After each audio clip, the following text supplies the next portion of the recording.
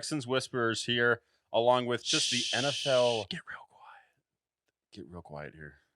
The 8 ball is in front of us here. You can't see it because it's off camera.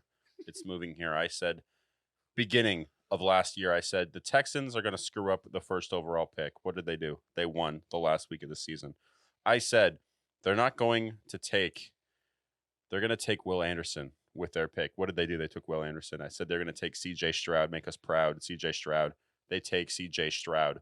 And then going into the playoffs, I said, you know what? This C.J. Stroud kid, he's a top 5 quarterback in this league. No doubt about it. He's going to go and beat the Browns, albeit the Browns are a better team, but C.J. Stroud is a better man. And he came out victorious, and he had a perfect game against none other than the dog pound Cleveland Browns, coming out looking immaculate. 274, 16 of 21, 3 touchdowns, near perfect QBR.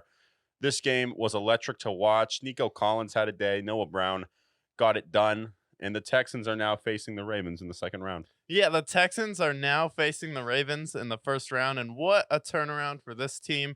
And we were talking about before this game, even leading into it, how tough it really is to blow out a team and then get right up a few weeks later to play that team. I know they didn't have CJ Stroud in that game, but if you're still the Cleveland Browns, you're like, we just blew this team out. You start the game out pretty hot there, and then without CJ Stroud on the Texans were like, okay, we have all the adjustments we need to make.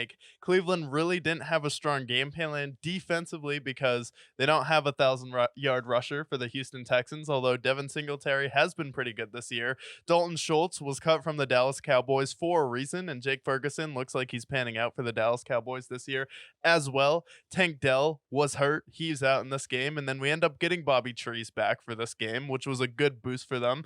But still, it's that 6'4" Nico Collins and then CJ Stroud did everything he needed to do in the first half, and then when it came to the second half, it just felt like when you were watching like the Warriors when they're in their heyday go on a run, where you just see a team that looks like they're getting overwhelmed. Everything was Houston Texans. The fans were fired up in that game, and then that defense picking off Joe Flacco 2 times. I mean, the chosen one. I mean, going into this game, Joe Flacco was pretty much like Kid Rock for the Cleveland Browns. He was going out there. He was a superstar. If you want to compare him to Kid Rock, or you want to compare him to someone like Leonard Skinner, he was that kind of figure for the Cleveland Browns. And then he showed up to Houston, and then you're like, wait, I thought we were going to a Leonard Skinner show. I thought we were going to see Kid Rock. But no, Rif Raf showed up. And Rif Raf came out on stage here. He's on Sway in the Morning, not knowing if it's handshakes, hugs, not knowing if it's Saturday or Ruby Tuesday on a Monday, like when Rif Raf was on Sway in the Morning. So when you get that Joe Flacco, who we had high expectations for, who had not lost a wild card game, and you saw both of these head coaches, Kevin Stefanski, your specialty is offense. Well, your offense didn't show up in this game. Partly is on Joe Flacco, but partly is on still Kevin Stefanski.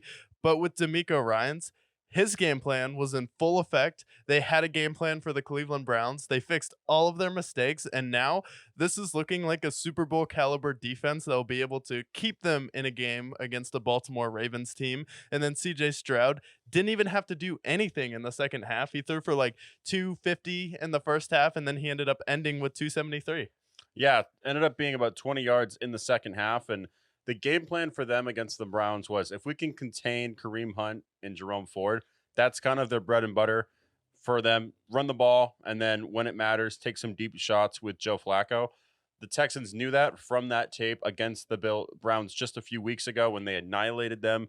They took it on the ground, and they knew kind of what their game plan was, how they could counteract it in this game.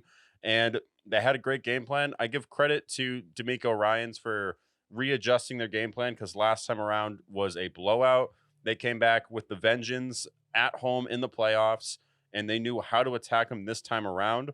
So stopped the run, didn't get much on the ground with Jerome Ford and Kareem Hunt. And then when it came time for the air play, we had players like Derek Stingley step in. We had John Petrie step in. He had a great game. And Will Anderson, even on a bad foot, was doing just everything he could to humiliate Joe Flacco.